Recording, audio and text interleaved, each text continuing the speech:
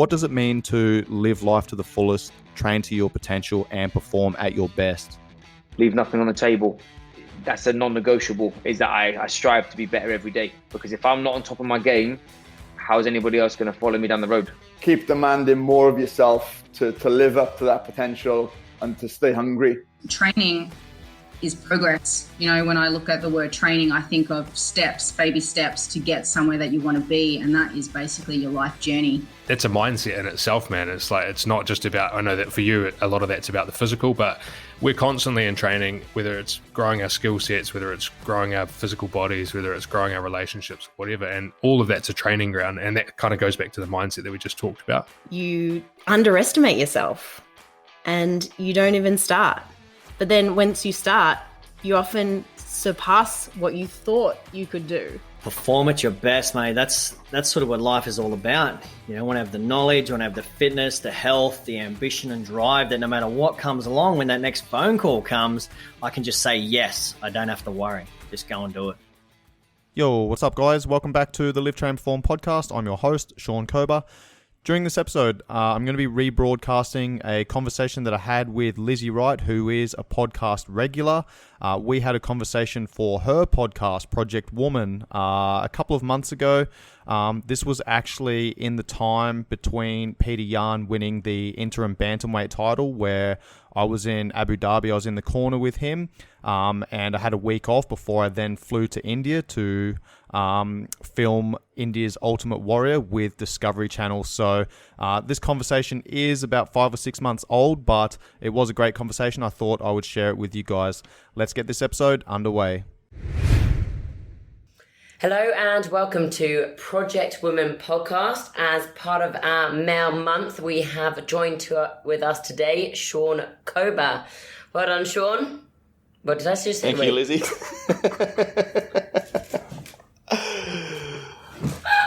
You nailed that. You just said well done, good job. Yep, thank you. I woke up today. It has been a long week of living my best life. It has been a long week of coaching, so well done. Thank you so much for joining, Shaun. Yeah, but hey, shouldn't that be more of a conversation every day with people that you interact with? You know what? Well done. Good on you for getting out of bed today and getting after it.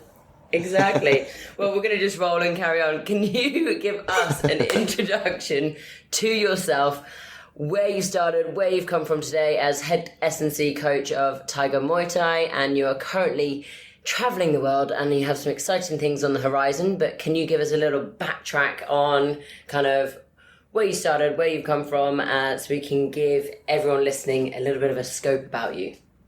Absolutely. I'll try and keep it nice and concise and short because I do love to go off on tangents. So first of all, thank you to the Project Woman audience for tuning in. Hopefully I can give you guys some insights and, probably layer on top of and cover off on the same principles that Lizzie always talks about. Anyway, it's something I always say is, good coaches are always putting the same information across, but just how that information is portrayed needs to be adjusted to suit the individual audience. But my name's Shaun Kober. I'm 36 years old. I'm an Australian, was former military, spent 6 years as a soldier in the Australian Army, deployed 3 times, Iraq, East Timor, Afghanistan, discharged from the Army 2012, started my PT course, became qualified as a PT, then did my strength and conditioning course, started working with clients, opened my own business, lived in Tasmania for 5 years with my now ex-girlfriend. Wasn't getting the opportunities that I wanted there, as most PTs, when they start out in the industry, for the most part, most people that I've met, they want to work with professional athletes at some stage. So I wasn't getting those opportunities where I was in Tasmania. So, ended up leaving Tasmania, going to Thailand on an intern contract at Tiger Muay Thai. That was 2 months. Didn't know what I was going to be doing with my life if I didn't get a job there. I was going to travel, maybe settle in New Zealand, had a few options. As it turns out, I got offered a job after 1 month. So obviously showed some value there. And then about 5 months later, I became the head strength and conditioning coach. So I run the fitness department at Tiger Muay Thai. I've got a number of coaches under me. And I also work with fighters and general population clients. I've also got my own online business and podcast. And I'm currently in Dubai after almost 3 months in fight camp with Peter Yan, who won the UFC interim bantamweight title over the weekend. So I've been on a little bit of a come down this week, been catching up on a heap of work, recording podcast episodes, etc. And I'm flying out to India in a couple of days' time. We're recording this on the 6th of November. I'll be in India in a couple of days' time for a project that I can't speak too much on, but watch this space. Thanks for having me, Lizzie. Well done. I was still thinking, what, you idiot. I can't believe I did that. Anyway, great introduction. So let's just dive into kind of your coaching ethos and what you think is important when it comes to coaching your athletes, but also coaching, as you spoke about, coaching your female clients, and kind of general population in terms of health, sleep, NEAT training to nutrition. Like, what do you think, are there any common traits between the different types of athletes and people you do train? Yeah, absolutely. So to kind of sum up that question, I'll go into my coaching philosophy and my training philosophy, and then I'll talk about how that came about. So my coaching philosophy is, if I'm not affecting my clients outside of that 1 hour of training time, then I'm not doing my job. And my training philosophy is give people a lot of what they need and a little bit of what they want. And the reason those, I kind of came up with those principles as like underlying guiding principles was because when I did start out as a PT in 2012, started my own business, went through the whole process of building that business. I was spending a lot of time on the gym floor, giving free hours in exchange for rent free for a couple of months. There's a number of different models when it comes to starting your own PT business. I won't go into that in too much detail, but essentially, I was working for free at the gym and just approaching people that would walk in the gym, asking them questions about their training program, et cetera, et cetera. And I was, offering them free training sessions. I'd offer them 2 free training sessions. I can't remember if it was 30 or 45-minute sessions, but that was essentially to give them a taste of, what I could potentially add to their life and, how I could provide value and guide them on their health and fitness journey. And a lot of those clients would then sign up for a 3-month contract. And, something that stuck out for me was when I first started, it was all about the training program. It was all about the nutrition plan. And, 90% of my clients weren't getting the results that they said that they were looking for. And, we'd agreed upon together to work towards. And, 10% of people were getting results, but those people, they were grinders. They could just, put the blinkers on and just be really disciplined, restrictive, and do what was needed to be done. So, that kind of opened my eyes to me not understanding, human psychology and behavior. And once I realized that, I was like, well, I'm not servicing these people. They're paying me for my time. Initially, I was like, well, it's their fault because they're not following the program. If you don't follow the program doesn't work. And I was putting the blame on them. And, I very soon realized, I was like, well, I'm the professional. If they're paying me their hard-earned money and they're putting their trust in me, I need to figure out a way to, get this information across to them so that they understand it in a way that aligns with their values, which is then going to tie in with what their why is. Why are they doing something? Because if you understand why you're doing something, then you're going to be much more likely to follow through on that. Like, education breeds compliance, right? Like, if you know what you're doing, why you're doing it, it's much easier to then put those steps in place. So, that led me down the path of professional development in terms of courses, podcasts, reading, etc. And I was in a quite unique situation where after I'd gotten out of the army in 2012, finished my PT course, started my own business. Like, I basically didn't work full time again. I got out of the army 2012 March. I didn't start working full time until November or December 2013. So I had a year and a half where I had some downtime. I was studying, I was learning, I had some clients here and there. And the other thing was the story, Lauren, my ex-girlfriend, and I in Tasmania, we would work for 8 or 9 months every year and then go traveling for 3 or 4 months every year. So, in that 3 or 4 months, we'd go traveling around the world. I would typically go to Thailand, train at Tiger Muay Thai for a month, and she would go to India or Bali or something, do a yoga course, and then we'd meet up somewhere. But whilst I was on that 1 month trip to Thailand, I was literally like getting up in the morning, I'd walk along the soy, listen to a podcast, have some breakfast, have a stretch, go and like work on my online coaching business for a couple of hours, and then I'd go and train. Then the afternoon would be, go to the beach or whatever. So, I was in this unique position where I had all this time to be able to study and dedicate towards, courses and that personal professional development. So once I'd get back from those trips, then I would go, all right, this is what I'm doing. And I would like take all of that information that I'd learned through those courses, and I'd start applying that with myself. I'd start applying that with my clients. I'd start applying that with the rugby teams, athletes and stuff that I was working with. And I'd literally do one course a year, and then I'd implement all of that stuff for like 6 to 8 months. And then I'd do another course next year, implement for 6 to 8 months. And, that kind of tying all that in together, when I figured out that I wasn't, servicing my clients as best as I could, then I started looking at different courses. I was like, all right, there's something missing here. There's a piece of the jigsaw puzzle that I need to find that I can put into place. And one of those pieces of the jigsaw puzzle was the NLP course. I did my level 1 practitioner, and then I followed that up with my master practitioner course. And for those listening, NLP is essentially, looking at the words that we use, how we talk to ourselves, which then elicits different responses, different motivations, different emotions, etc., etc. So, I'm sure you've heard this before. People go, I wish, or I want. Mm-hmm. That's completely different to saying I will. Like, I will is a commitment, and I want is a wish and a dream. And those two things are completely different. I will means action. I want is, there's no action behind that. So that's a very simple concept of how NLP works. And that's been a big driver in my education, my coaching, and my evolution as a coach as well. Not only as a coach, but as a human. Like, I implement this with all of my conversations, everyone that I speak to, that those principles are always kind of in the back of my mind. Then I followed that up with a nutritional therapist course. Then I followed that up with, I did strength and conditioning. I followed that up with a number of different strength and conditioning courses because I did want to transition towards working with high level athletes. And, there's been multiple courses along the way, but, tying back into the question of the differences, similarities and differences between athletes and general population, the principles are the same. And those principles, the main principle that I follow is a healthy organism is an adaptable organism.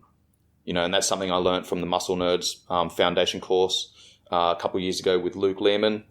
Great dude, fucking awesome course. Really had a massive influence on, my evolution as a coach, and particularly over the last couple of years, how I have evolved and I have started using these health marker metrics to get a gauge of not only where I'm at, where my athletes are at, where my general population clients are at as well. And then I educate my clients on, the importance of taking waking heart rate, blood pressure, heart rate variability, etc. And then I go, hey, this is how much stress the organism's under right now.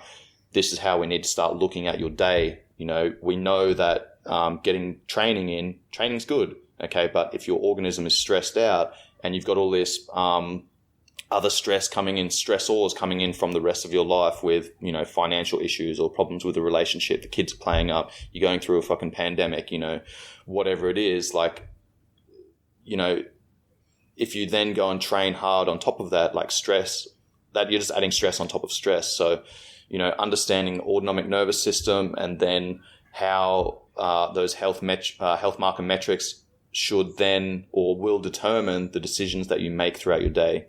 If you're highly stressed out, you're in a sympathetic state, fight or flight in the morning, then, maybe my training is not going to be hard. I was planning on doing a heavy strength session today, but hey, I'm under a lot of stress. I've got all these other stressors coming in, sympathetically driven.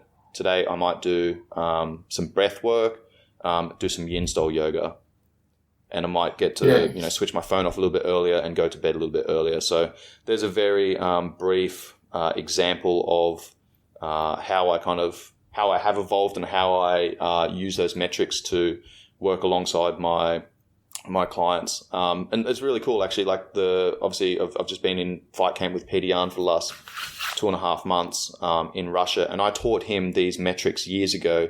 And initially, he was like, every morning he'd come in and I'd put the heart rate monitor on him, take his heart rate variability. Do you want me to explain heart rate variability to the audience, actually? Yeah, let's do that. Sorry, I just kind of brushed over that, didn't I? Yeah. Okay, so heart rate variability essentially gives us a snapshot into the autonomic nervous system. So the autonomic nervous system is the balance between our sympathetic state, which is fight or flight, and our parasympathetic state, which is rest and digest. Now, both of these states are essential for certain physiological processes, but they need to be balanced out. They're kind of like a seesaw, right? They need to be balanced out. Now, I like to think about them like an accelerator and a brake. Our sympathetic nervous system, when it's upregulated, this is our fight or flight. This is our stress response. So evolutionarily speaking, lion comes out of the jungle. We get this tunnel vision. Our heart rate increases. Our respiratory rate increases. Our muscle tone increases. Our body starts mobilizing energy resources, moving it away from the digestive system towards the limbs so that we can essentially fight off a threat or run away from it, okay? It's essential for short-term survival. Let's say lion comes out of the jungle, we run off, okay, we sprint off, we get to a safe place. All right, heart rate's still jacked up for a while. That's a high response, high stress response, all right? So it's going to elicit, it's a high stimulus, which then elicits a high stress response. Now, when we get to a safe place, back to our cave or whatever, then our parasympathetic nervous system should kick in, where, our pupils restrict, our heart rate decreases, our respiratory rate decreases, our muscle tone decreases. Okay, the energy resources, etc., blood flow, etc., starts pushing back in towards the digestive system. Now, when we eat, our body's able to break down, digest, absorb, assimilate these nutrients, and then push those nutrients to the cells that have just been, and the systems that have just been put under stress. So this is the recovery and adaptation component. Okay, most people, when they go to the gym, they train, they put their body under stress, but they never allow that recovery to occur back to baseline or homeostasis, followed by adaptation above and beyond. Hey, I only just outran that lion. I need to be able to deal with that better next time. I'm going to upregulate my central nervous system so I get a stronger signal. I'm going to upregulate, muscle tone. I'm going to build my muscles bigger, stronger, faster. I'm going to increase bone density. I'm going to, improve my neurotransmitter health, my hormone regulation, etc., etc. So, that's the autonomic nervous system. And we need to be balanced, and the HRV, heart rate variability, gives us a snapshot into that. So I use a heart rate monitor, a chest strap, far better than wristwatches, because it uses different technology. So I use a Polar H10 chest strap with the Elite HRV app, and it's 2.5 minutes every morning. As soon as I wake up, first thing I do is I put my chest strap on, I lay back down, hit the HRV app, and that takes a reading over 2.5 minutes, and then it gives me a readiness score. So that readiness score is going to be from 0 to 10 to 0 on the other side, and 10 is perfectly balanced between parasympathetic and sympathetic. And then obviously it swings one way towards the sympathetic side, it swings the other way back to the parasympathetic side. So something I want to touch on real quickly that I think a lot of the audience members will kind of connect the dots with for themselves is when we put ourselves into a sympathetic state, okay, acute stress is essential for adaptation, okay, but if that stress is not dealt with, it then becomes chronic stress. So, you've trained at Tiger before. I'll give you an example for training at Tiger, because this is something that happens so often. People come to the soy, and for those listening that haven't been there, it's like a 1.5 kilometers, 2 kilometers long. There's 12, 13, 14 gyms or something on the street. It's just, the whole place is like an amazing destination to go and create, change in your life and be around like-minded people. And, the entire street is basically catered towards people that are going there for health and fitness. But, people come to Tiger and they train 4 times a day the first week. And they're sore, they're burnt out, they're tired. But they're okay. Okay, then the next week, they're doing the same thing, 3-4 sessions a day. Now, you know, they're sleeping between training sessions. Their body's not as sore anymore, but now their joints are starting to hurt. And then the next week, they're doing the same thing. You know, they're trying to get as much out of it as they can. They're paying good money for it. They're there to train, so they're going to train as much as they can. And then the next week, you know, they start getting a runny nose, they get a scratchy throat, their sleep's a little bit off, their sex drive starts dropping, et cetera, et cetera. And then the next week, they're doing the same thing and they're pushing it hard. They've only got a week left before they go home. You know, now they get gastro, they get food poisoning, they get injured, they're bedridden for a couple of days. And essentially what's happening there is they've pushed so hard into a sympathetic state, and that stress has accumulated. As far as that pendulum swings in one direction, it has to swing back in the other direction. So what happens on that 4th week is they've pushed so far into a sympathetic state that their body's like, all right, I've been giving you these signs and signals along the way. I've given you muscular soreness. I've given you pain in the joints. I've given you fatigue. I've given you tiredness. I've given you reduced sex drive. You know, you're not paying attention to me. Hey, now you're sick, now you're bedridden, now I'm going to force you to go back into a parasympathetic state and allow that super compensation to occur. Yeah, and I think that's actually just what's come into my head just then is I put a post on my stories today about, I did a poll just on have you had a rest day this week or have you trained every day this week, but it's Saturday at the moment. And it was 50% of people have trained every day. So I just think it just correlates to what you just said then is they're not on holiday, but they're pushing every single day. And I guess the even bigger part of that, they're not on holiday. They're still working highly stressed jobs. So like you said, with the fight or flight mode, when we bring it into real modern day time, the fight or flight is taxes or stress from your boss or work deadlines. Like the body doesn't know the difference between a tiger and your boss screaming at you for a deadline for work. Right, so if you're going to maximize on your work and then you're going to maximize on your training, you're going to have little recovery. That's where we're not going to either see the results and we're going to plateau, or you're literally going to have that all or nothing approach. You're going to be good for kickstarting for the next 3-4 weeks, and then you're going to drop off because you can't sustain it. Right? Yeah, absolutely. Now, you made a really, really good point. A couple of points there that I want to unpack as well. So, the reason I explained that the way that I did, and you kind of touched on it then, is because, you know, that's essentially the difference between my professional athletes and my general population clients. Like my professional athletes, their job is to train, right? So, you know, they don't typically have these other stresses. They're not working 8 to 10 hours, 12 hours every day and then going and, you know, training before work and then working, say, 10 hours and then training after work. Like their training is their work. So, that is essentially the difference between my high-level athletes and my general population clients, is just understanding those different stressors that come in and how that impacts their autonomic nervous system. Because if my high-level athletes aren't working that 10-hour job where they've got someone else to answer to, they've got deadlines to meet, they've got, you know, people to get back to and shit to organize, then they're probably going to be in a position where they're not putting too much stress on their body. The majority of their stress is coming from their training. So guess what? Now we can really fucking get after their training, right? But then the average person, the majority of their stress is coming from family, finances, relationships, work, career, et cetera, et cetera. And then you go and add training on top of that. And, you know, again, you're just adding stress on top of stress. So to kind of tie all of that in with another thing you just said there about people going to the gym and training every day. I mean, if you're doing it for your mental health, absolutely get into the gym and train every day. If it's part of your schedule, keep it in your schedule, but also understand that there's a difference between working out and training.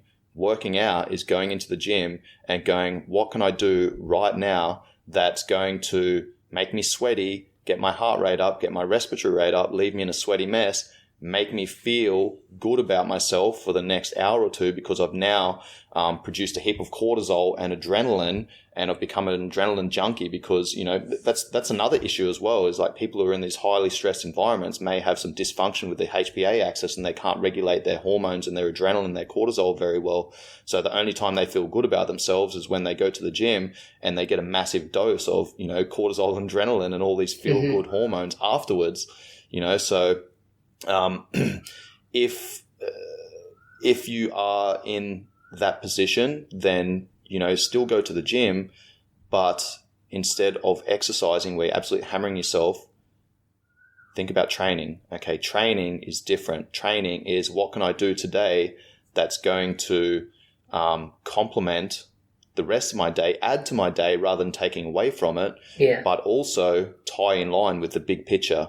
Okay, and that big picture might be, I want to lose 10 kilos. I want to, you know, have higher energy levels and vitality so I can play with my kids.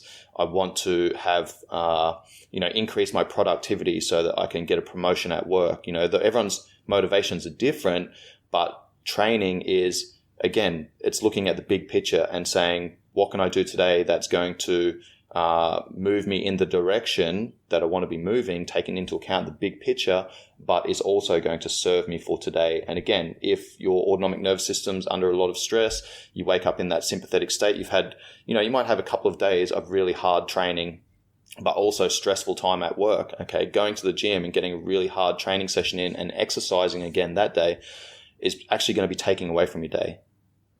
Whereas if you go to the gym and, you know, you listen to a podcast, you lay down, you do a little bit of breath work, you do some mobility work, maybe you do some light aerobic work, you know, you're probably going to be walking out of the gym feeling better about yourself, and that's going to aid in that recovery and balance out that autonomic nervous system so that, you know, you get a better night's sleep, you're able to wake up the next morning, you know, on the front foot, feeling good and ready to get after the day rather than feeling tired and being on the back foot and playing catch up all day.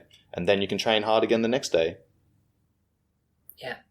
No, I totally agree. I think it is important. I think that's where people or coaches like us are really fighting and pushing that message out more and more. And I think it's so important for everyone to understand deliberate training and understanding that when you zoom out, you can actually see that bigger picture of where you need to go. So it's not just that one training session of, oh my God, I couldn't even perform great today, but I've had a busy day at work. It's understanding I had a busy day at work, so now I need to go and enjoy myself. And like you said, do it for the mindset, relax, unwind, whatever it is for your mind. And then the next day, if you know you've got a less busy of a day, then you can really nail into that training and get the most out of that training. Because I know there's some days, probably for you, just like me, there's some days I go into the gym and I do like my first set of like back squats, and then I actually walk out because I'm hungry and I need to do something else instead. And then the next day I'm like, cool, I'll come back and I'll finish off the rest of the session. But I know there and then I'm not going to get the very best of myself in that moment. So there's no point in holding that kind of the guilt or the not being able to complete a session. It's fine. It's more, I think it's taking that higher level of yourself and going, actually, I know I can't do that today. So tomorrow or the weekend, I'm going to come back and I'm going to finish without any of that judgmental space. And I think that's the big thing of what you were saying as well, in terms of when it comes to mindset or headspace around everything, it's how we choose to turn up and how we choose to approach things for ourselves, and know that it's, take away from everyone else's opinions and what we think is a failure or a success, and we decide for ourselves. 100%. And this comes back to the NLP stuff that I was just talking about, like how you define success is going to determine your actions. You know, like to tie into that example of going to the gym, you know, going to the gym, my program says that I'm doing a heavy strength session today. You know, had a stressful day, didn't sleep very well. You know, I was putting out fires all day, whatever. Let's say I'm training after work when I typically train before work. My day's just been all over the place. So, you know, yes, I'm still going to go to the gym. Well, sometimes I'm going to go to the gym. Sometimes I'm not. Okay. But this is, you know, it's a higher level of thinking, because it's something that I've conditioned myself and I'm okay with. Now, if some people are on a different level of thinking and they feel guilty about not going to the gym, then, hey, still go to the gym, but instead of doing your heavy strength program, go, you know what? I'm just going to do a little bit of mobility work. I'm going to do a little bit of breath work.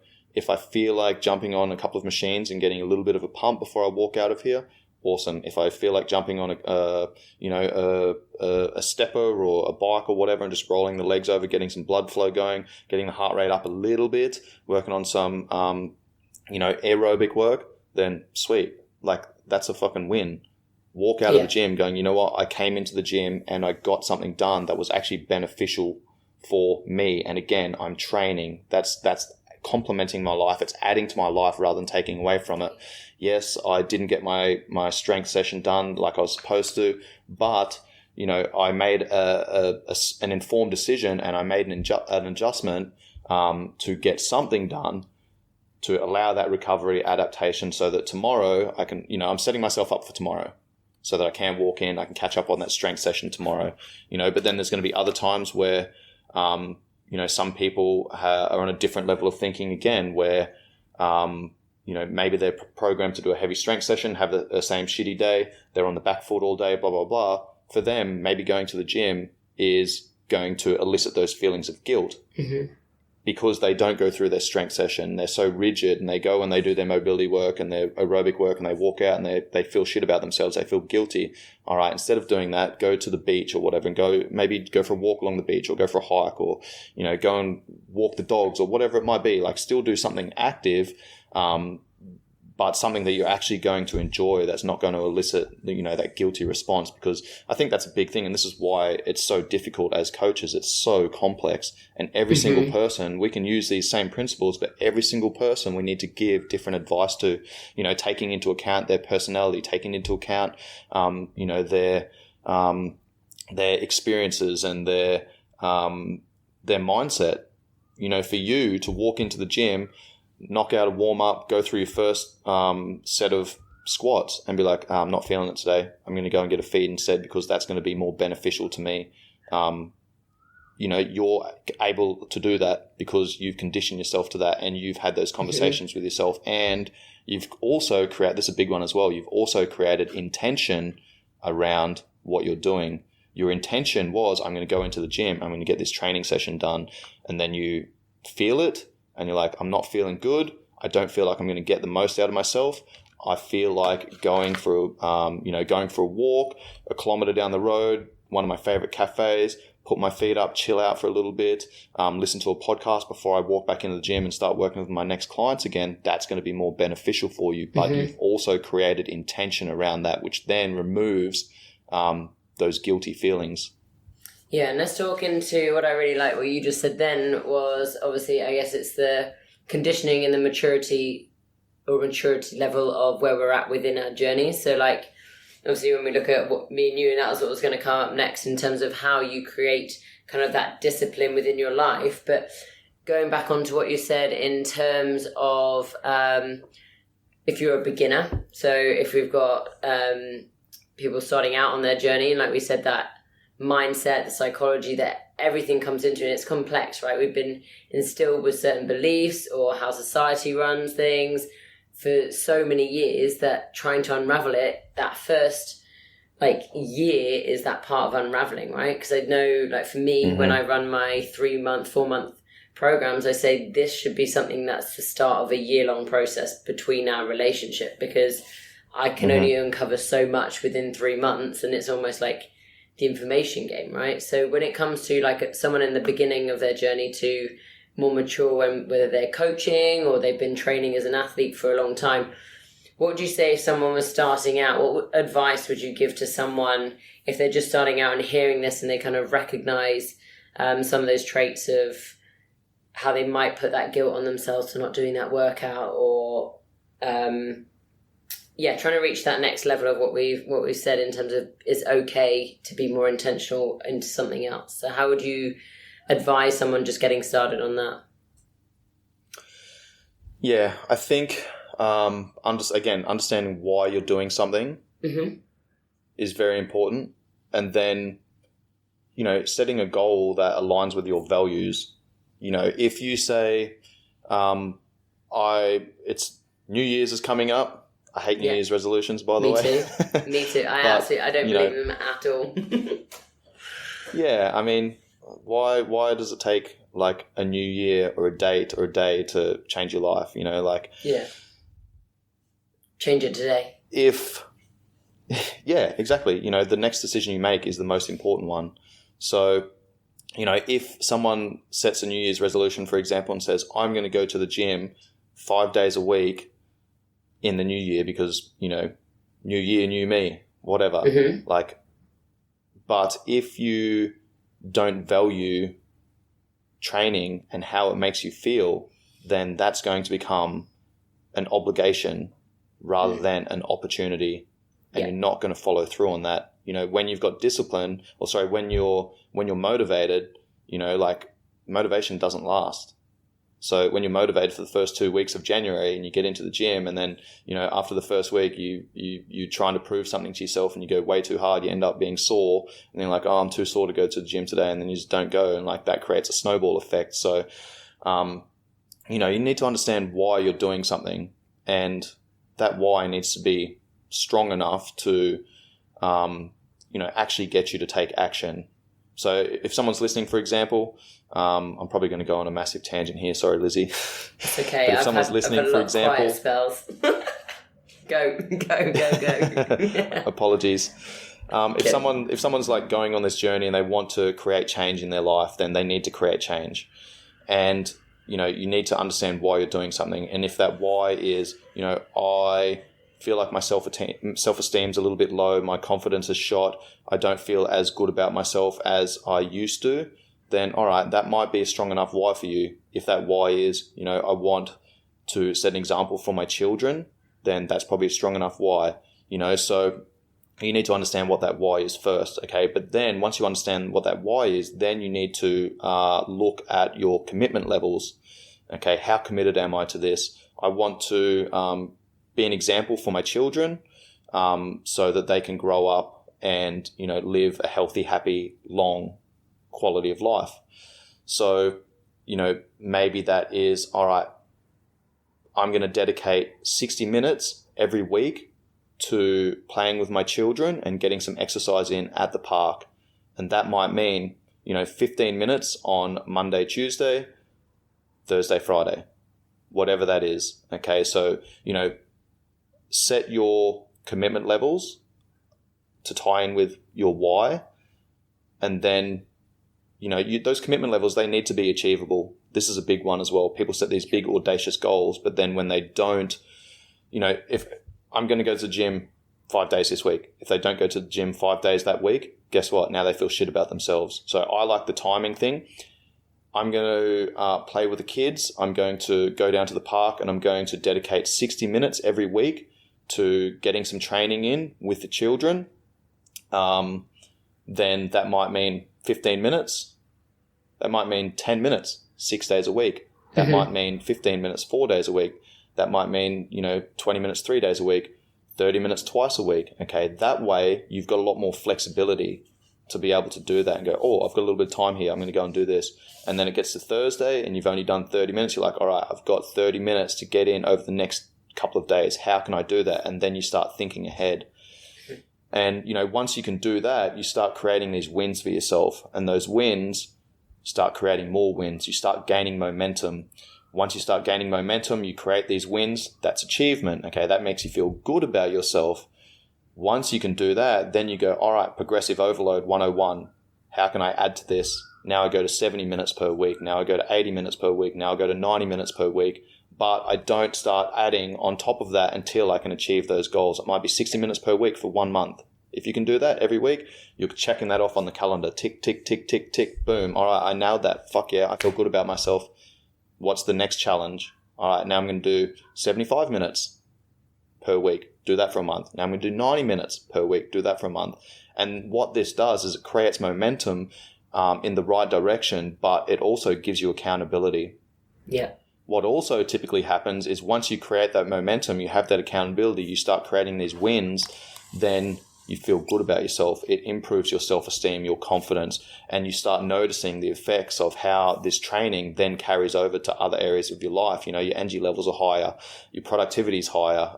You generally just have a better attitude around how your day's going. Like, it just has this flow-on effect to the rest of your life. And once you start connecting the dots and creating these associations with how exercise, not just exercise, but nutrition, drinking enough water, getting some sunshine, getting good quality sleep, not just quality, but quantity of sleep, setting up your environment, the people around you, everything has an effect. And once you start creating these associations with how things make you feel and how they affect your life for either in a positive manner or a negative manner, then it's much easier to say, hey, I need to do more of this good stuff and less of this bad stuff. Yeah. Amazing. Yeah, and I think it is so important. It just comes back down to the basics every single time. Like, everything's overcomplicated, and obviously for us, and definitely for me, it's that we're surrounded by what I call, and out there, just the diet culture that's instilled all of these different quick fixes and ways that we can make changes in our lives. But when it actually comes down to it, it's coming back time and time again. And for me, it's consistency for everything. And when you do consistency, it starts to breed that discipline. And that's when it comes in, because discipline matches with your why. And you have that purpose. And like you said, that opportunity to do and create these things because you get to, not because you have to. You know, and I think that's the one thing that I keep working on with everyone is we get to do this. We get to wake up in the morning. We get to go exercise. We get to choose what we're having for breakfast in the morning. You know, we get to do these things. We don't have to do it. You don't have to eat your chicken and veggies every day. You can go have a McDonald's if you want to, but that completely conflicts with with what you're saying. So yeah, so I think it's super important just knowing that the basics win, but it's trying to find that simplicity in the basics first.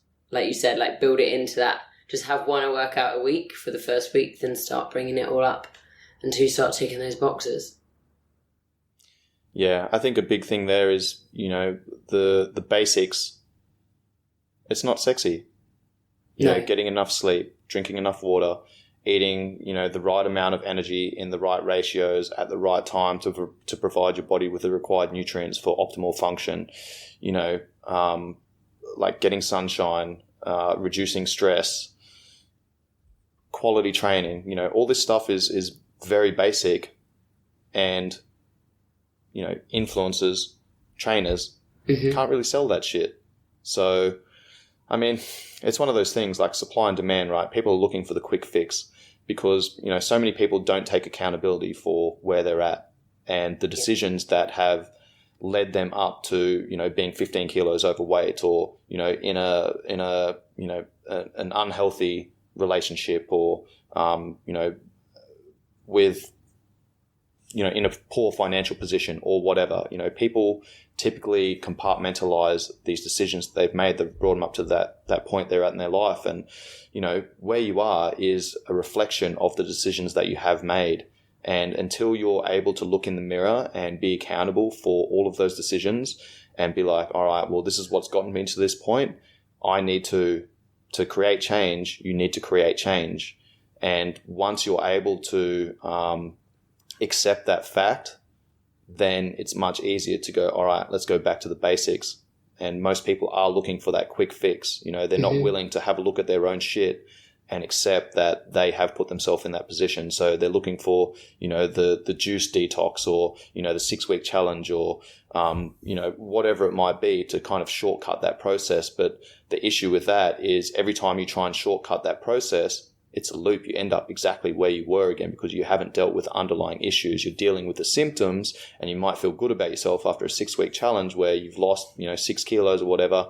You've reduced your carbohydrate intake and, you've leaned out because you've gone keto or whatever. But then as soon as you start eating normal again and eating, adding carbohydrates back in, you get this, glycogen repletion. You've got a little bit more, water loading, et cetera, et cetera. And now that weight comes back on the scales and it's like, now you feel shit about yourself and then you fall back into your old patterns again. So, yeah, I think, everything that we've spoken about is like going back to those basics. Those basics are the fundamentals that everything else is built upon. And if you don't have the foundations of the pyramid, you know, the wider the base of your pyramid, the higher your peak can be. But if you don't have that base in place, you don't have those fundamentals, then, you know, those methods aren't going to work for you.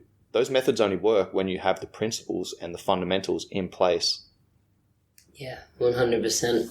And I was just thinking back to just when you just said that then is when people are doing like the 6 to 4 weeks to 2 weeks or whatever they're doing, like it's all great, and then they obviously come back and it's that continued loop. But I was reading the other day, in about 80% of people within the first year go back to their pre-weight gain, if not more. Within 2 years, it's 85. Within 3 years, it's 95% go back to their pre-weight gain or more. You know, so it's like, it's amazing just like in terms of stats that it's not sustainable. And it's like, if we're wanting to make those changes, we have to be willing to work for the next year and beyond, because it's a lifestyle we're creating, right? There's no end. Like, there's no end to anything I'm doing. There's no end to anything you're doing. Like, it's a way of life, and how can I simplify things? How can I refine it? How can I move things around and change it all up? But constantly making sure I've got my baseline. Yeah, exactly. And you need to know what your non-negotiables are. Yeah. Like if you don't know what your non-negotiables are, then you don't know what you value, you don't know what your why is, then, you know, it's very simple for you to be pulled in multiple directions. And this is where marketers are very good. And, you know, tying back into what you just said about, you know, 80% of people fall back to their pre-weight gain, like their weight pre whatever. That's what I meant, yeah. Everyone knows what I'm talking about. Yeah. Stumbling over my words here. But, you know, that it makes me wonder, and I can almost guarantee that those people are also bouncing from one diet to one training program to the juice detox to the next thing to the next thing to the next thing, you know, and that's why they get back to where they're at, because they're looking for this surface level change, and they're getting it initially over 4 to 6 to 8 weeks or whatever, but then they fall back into old patterns, and then they're like, what do I need to do? Oh, I need to do something else. Last time I did that 8-week challenge at F45, I lost 6 kilos in the process, but then 2 weeks later, I put it all back on, because whilst I was doing that challenge, I was eating keto, I was reducing my carbohydrate intake, my energy levels. You know what? My energy levels will probably improve during that time, but that's probably because you're eating shitty carbohydrate sources that was creating inflammation and was potentially, you know, causing food intolerances that left you gassy and bloated and indigested, you know, having indigestion and shit like that. Then when you start adding carbohydrates back in, because carbohydrates are good. Who the fuck does not want to eat carbohydrates? I know. Right? I know. Like once you start adding that stuff back in, then, you know, again, that glycogen repletion happens. You know, that water retention with the glycogen repletion comes back into place, and, you know, people start putting that weight back on, and then, you know, a month later they're like, oh, what do I need to do that again, or I need to do something else that didn't work. Like, I've put all that weight back on, I'm going to go and find something else. Now I'm going to do this juice detox, and they follow that for, you know, 2 or 3 weeks, and the same thing happens. They, you know, start reducing they reduce their calories, and they lose a heap of weight. And, you know, a lot of it is glycogen depletion, a lot of it is sodium depletion, a lot of it is water depletion. You know, they're reducing their inflammation, they're reducing their triggers for food intolerances, etc. They feel good about themselves, they lose a couple of kilos, and then they go back to eating normal again. And, you know, they've gone from eating, you know, or drinking 500 calories per day for the course of 3 weeks, feeling good about themselves, to now eating, you know, even if it's only 1,500 calories a day. And, you know, their body's just gone, hey, I've been in starvation mode. Next time food comes in, I need to start storing all this shit for, you know, for winter or whatever, for the next time I'm in this place where, yeah, exactly. It's a survival mechanism. So then, you know, even though it's only 1,500 calories, their body has been chronically depleted for a couple of weeks. As soon as they start putting food back in, it's just like store. Then they put that weight back on really quickly, and it's like, oh fuck, well that juice detox didn't work. What can I do now? I'm going to move on to this program. Now I'm going to move on to this challenge. Now I'm going to move on to this. And it's just like self-fulfilling prophecy where these people are just going through this hamster wheel over and over and over again. And it's like, man, if you want to create long-term sustainable change that's going to improve your quality of life for the rest of your life, you need to work on yourself. That starts with, you know, how you talk to yourself. That starts with your mindset. That starts with your psychology. That starts with, you know, creating behavioral change on a day-to-day basis, setting your day up to win. and create achievement every day. Yeah, I love that. And it's everything I've just been building out with all my online and with all my coaches, my coaching.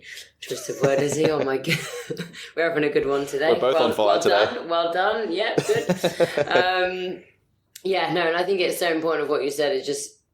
It's so powerful when you can get people into that state. And I think just right at the start of the podcast, you talked about like just as you matured in your journey as a coach, and it's definitely for me as well. It's not just the training and the nutrition, it's how we impact everyone outside of the gym, and it's the psychology. Like, it is all the psychology. Like, your body will respond when you are in kind of that pattern and you have everything kind of coming into check. You create those foundations, you create the boundaries, but unless you know yourself, you're going to constantly be swayed by everything else around you, and you're not going to do anything that actually aligns with you and what makes you happy.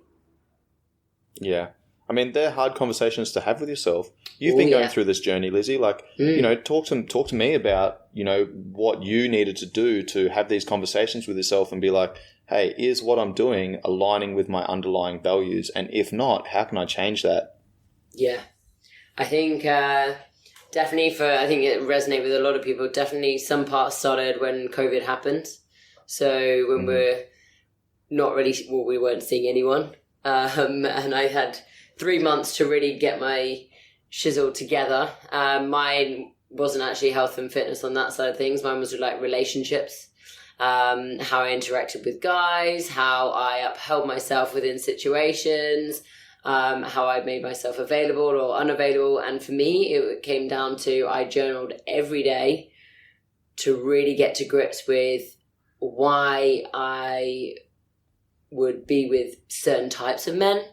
For example, now this is changing a little bit of the direction. Chasing the bad boys, Lizzie. A little bit, Shaun. But it really made me think and change the angle, because I was like, right, well, obviously I'm not socialising with any guys right now, and it had been like 5.5 months since I'd really spoken to anyone the last time properly. And I think for me, it gave me that whole space to reflect.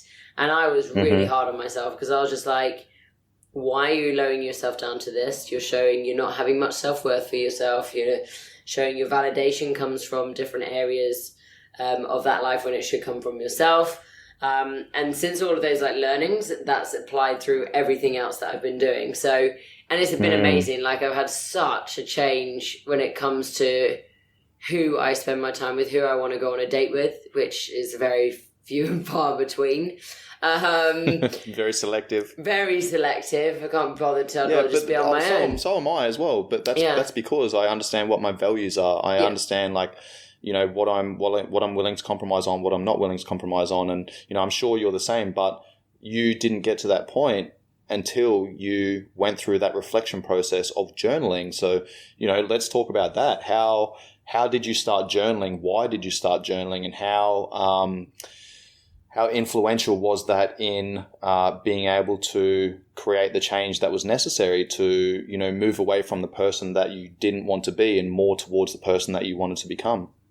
Yeah, I think it started like 3 or 4 years ago properly. I mean, I guess we had our Dear Diaries when we were a bit younger, but I never really understood it. And then I didn't really hold on to it until I kind of matured in this journey and got really into mindset, really into psychology, really into reading. I think that was the biggest trigger initially. Was I just started reading so much and listening to podcasts that I was like filling my brain with so many different perspectives, so many different things. And it was the first real drive and time was with our friend Simon.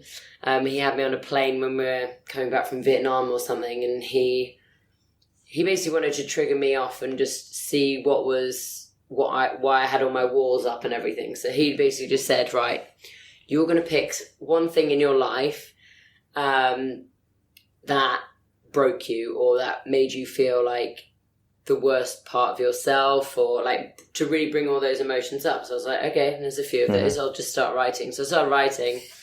And he said, the time limit's like 10 minutes. And I ended up doing it for like 20 or 30 minutes, just sat on this plane. He was like, you done? I was like, yeah, I guess. And he was like, okay, you don't seem emotional at all. So it was like, have you really dove into it? So I was like, okay, I'll write a little bit more. Started getting into like nitty gritty of like how I really felt. And then he said, do you want to share it with me? And I started to talk, and I literally bawled it out. Like, I was just like, I couldn't get the words out. I was like, oh my God. Like, and it triggered something inside me that I'd say I'm very self-aware.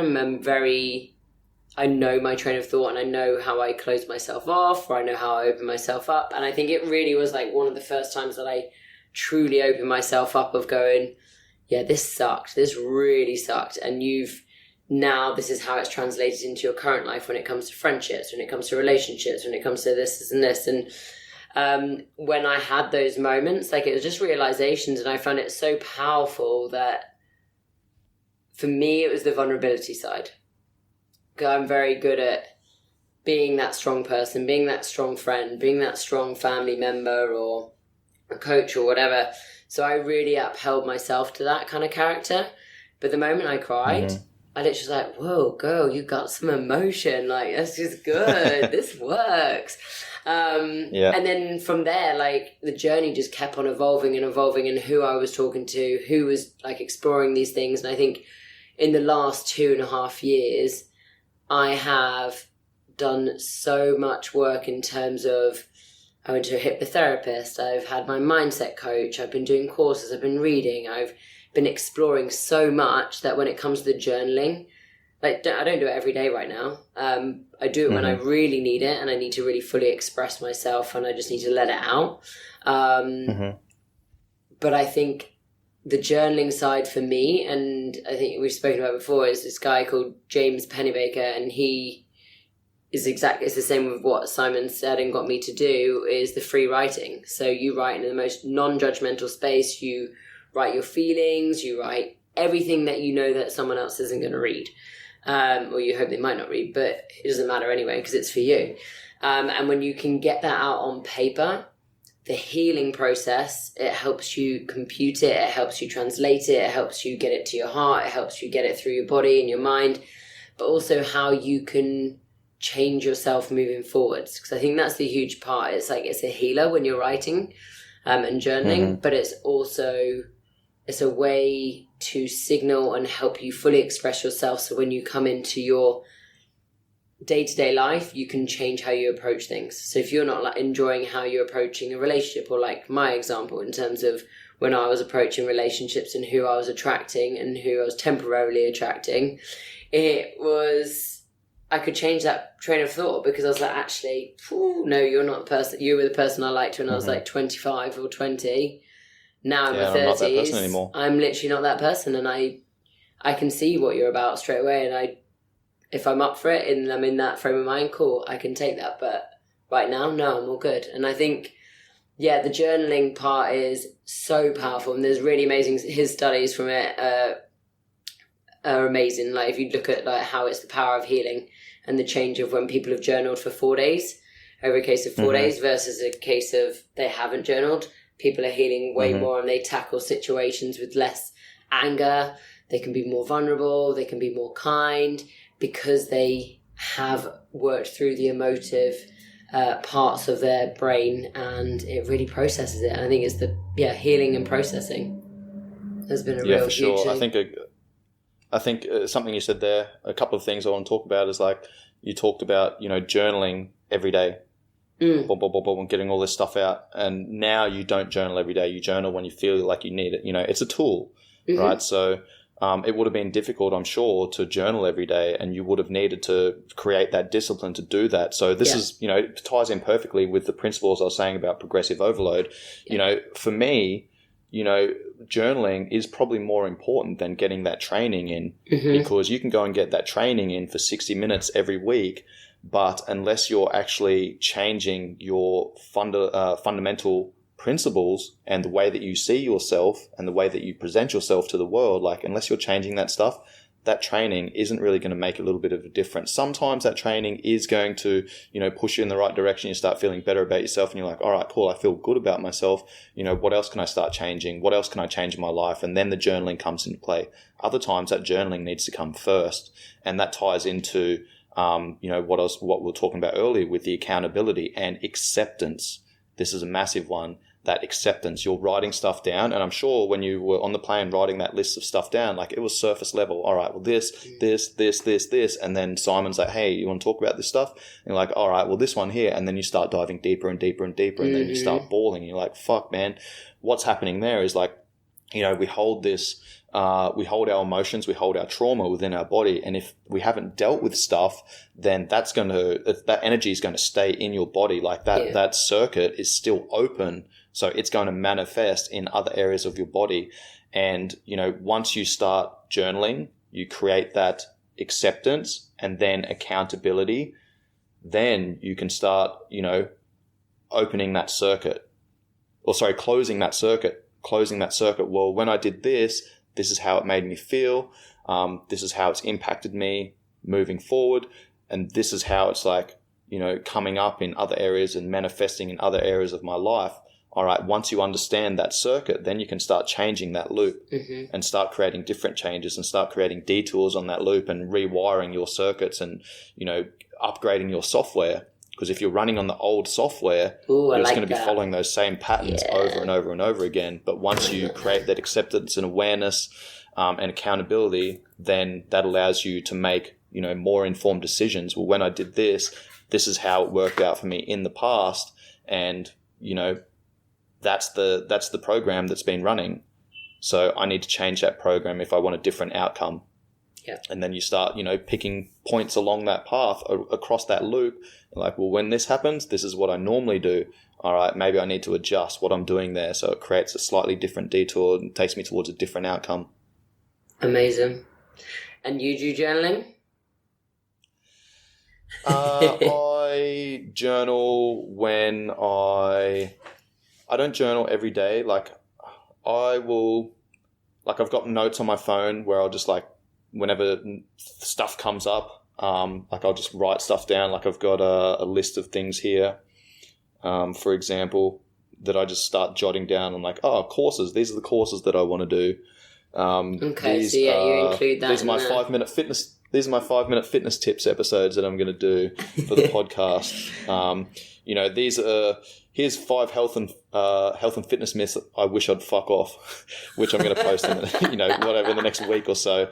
So whenever I've got thoughts come up, I'll just start jotting them down in my phone. Right, but then so you have that. I don't do there. dedicated journal time, but I will do a dedicated journal time every now and again. Me, I go away and do a digital detox for a weekend, switch my phone off for 24, 36, 48 hours. And I'll just get out into nature, not see anyone, spend some time alone, and I'll take my journal there and I'll start jotting stuff down. And it's more about what I want to do with my business and the direction.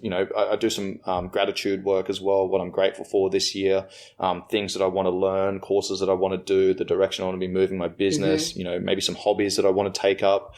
Things that I want to work on in terms of, relationships or whatever it might be. So, I'll do every month or so, I'll do, a dedicated journal time, but, most of my thoughts and, I guess journaling and gratitude and all that type of stuff comes through my morning meditation. Yeah. I normally do 5, 10, 15 minutes of meditation every morning, get a little bit of breath work in, and that meditation's different, right? It depends on, what's going on, where I'm at. Obviously, I've been away from Thailand for the last 2.5 months. So, normally I sit on my balcony in Thailand. I do my heart rate variability, make my coffee, go and sit on my balcony. And I'll take my 20 breaths in the morning, see how long that takes me. I'll sit there and watch the sunrise and, just think about what I'm grateful for that day, things that I want to achieve, etc. And then I'll do the same thing prior to going to bed. I'm like, all right, what have I achieved today? What am I proud of?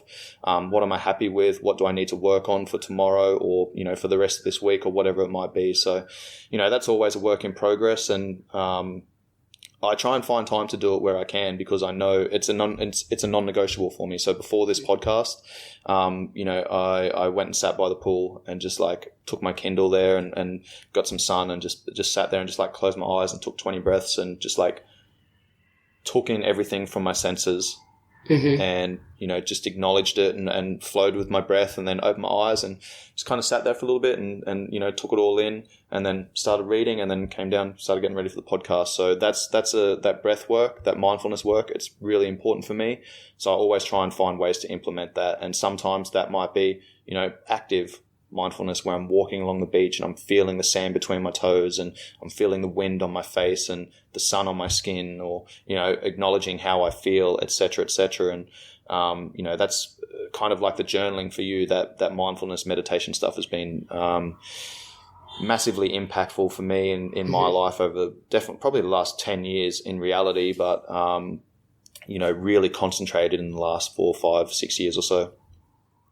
Yeah, I think it's so important just to address that it's so different for everyone, right? Everyone has that. Even just between me and you, I like to do meditation, but I'm just not doing it right now. But I have my other ways of doing my gratitudes or my journaling instead. And we can't do everything all in one go, especially when we have our busy lives. But it's about creating that time to help you set yourself up for the day.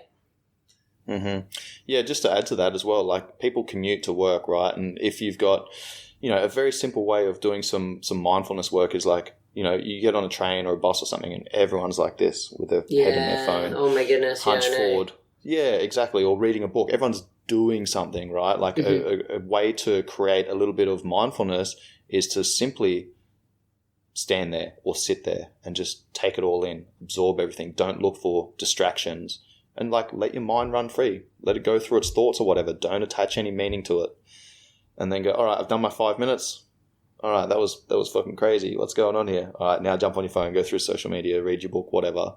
But there's always ways that you can implement this stuff into your day. But again, it goes back to understanding what you value and why you're doing something. And for me, that mindfulness meditation stuff, that's a fundamental principle that I implement into my day every single day. The methods that I choose are going to be different depending on where I'm at, what environment I'm in, what I've got going on, how busy I am, what my schedule looks like, etc. So understanding the principles and then choosing a method that's going to allow me to elicit the response that I'm looking for, that's where the magic is. And that's where we come in as coaches to guide people on that journey, to give them these different methods, use some trial and error, see what works for each individual, and then go, all right, that worked or that didn't work. If it did work, let's make some small adjustments. How can we refine this? How can we make this a little bit better? If it didn't work, let's look at a different method that's going to elicit the same response and tie in with that principle. Amazing.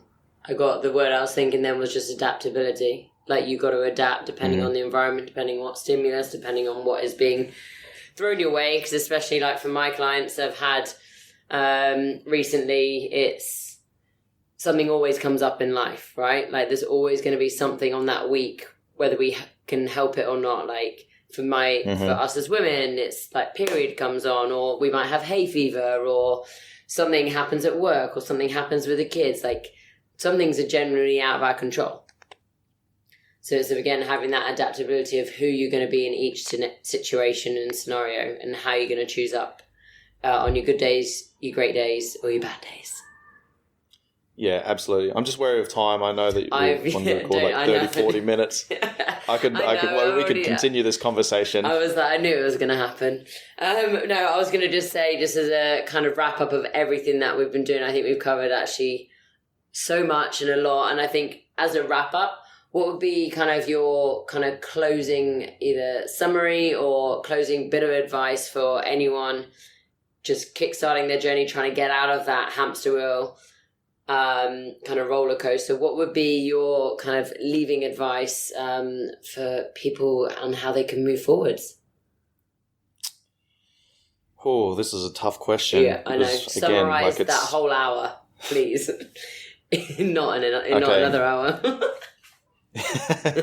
I'll do my best. I think, a theme that's come up time and again in this conversation has been accountability. Yeah. And being accountable for, everything that's brought you to the point you're at right now, and, creating awareness and accepting responsibility for the position you're in right now is the first step. And how you do that is going to to be dependent on every individual that's listening, whether that's journaling, whether that's doing some mindfulness work, whether that's going to see a therapist, whether that's going to, see a mindset mentor, or whatever, like speaking to your partner, or having a conversation in the mirror, or whatever that might be. Like, that is the first step to creating change. And once you can, create that awareness and acceptance, then you can start looking at how you can start implementing change into your life. Amazing. I love it. Love it. And how can everyone get in? That was pretty succinct. That was good. Well done, Shaun. Well done. Thanks, Lizzie. Well done. How can everyone get in touch with you if they want to find out more? Obviously, your podcast, your Instagram. What's the best way that they can connect with you? Yeah, Coach_Kobes, Kobes on Instagram. I have a Facebook page as well, Performance Functional Training, which is the name of my business. I have a YouTube channel, Performance Functional Training, where I put up these podcast episodes. Oh, sorry, this is for your podcast. I put up my podcast episodes. I mean, you can always put mine in there too. Yeah, why not? You don't have a YouTube channel, so it's something you need to sort out, Lizzie. I'll put it up on mine for you. I do have one. I do, but just not for the podcast. This is something I've got to sort out. Get that cracking. Yeah, that's what I'm saying. We've got to share our skills. I'll help you out with that. Thanks. Yeah, and I also put up like short snippets of the episode. So sometimes I'll put up full episodes. Sometimes I'll put up like 10, 15-minute portions of episodes talking about certain things, maybe journaling, or maybe mindset, or building discipline, etc. I've recently, again, recording the 6th of November, I had you on recently, a podcast episode dropped. I've got like probably 4 or 5 2 to 3 minute snippets of our conversation up on the YouTube channel. I've got exercise tutorials. I've got training sessions, put up a heap of training sessions through lockdown last year to give people some training sessions and ideas around exercise through the lockdown period using minimal equipment or no equipment. So yeah, that's at Performance Functional Training, and I have my own podcast, which is Live, Train, Perform, which is on all good podcast listening platforms. Wonderful, Shaun. Well, thank you so much for coming on and returning the favour. And I hope everyone else enjoys this episode. Thank you, Shaun. My pleasure, Lizzie. Hope everyone listening on the Project Woman podcast enjoyed that. Lizzie, well done. Thanks, Shaun. This episode was brought to you by Swiss 8, which is a proactive mental health program designed by veterans, initially for veterans, that has been pushed out to the wider community, that allows you to structure in and schedule their 8 pillars of health and wellness, including nutrition, sleep, time management, discipline, fitness, personal growth, mindfulness, and minimalism. This episode was also brought to you by Be Spunky, which is a male hormone optimization supplement that I've been taking for about a year and a half, and I absolutely rate. It is a TGA listed nutraceutical, meaning that it's made from all organic produce to help you manage and optimize your stress levels, which in turn increases your ability to improve testosterone production levels naturally. Use the code COBES10 at checkout for your 10% discount. All of those links will be in the show notes. If you got some benefit from this episode, please make sure you pass it off to your friends and family. I'd appreciate any shares on social media platforms. If you tag me or if you share it to your stories, make sure you tag me so I can share that as well. Any 5-star ratings and reviews are much appreciated. Much love, guys. Peace.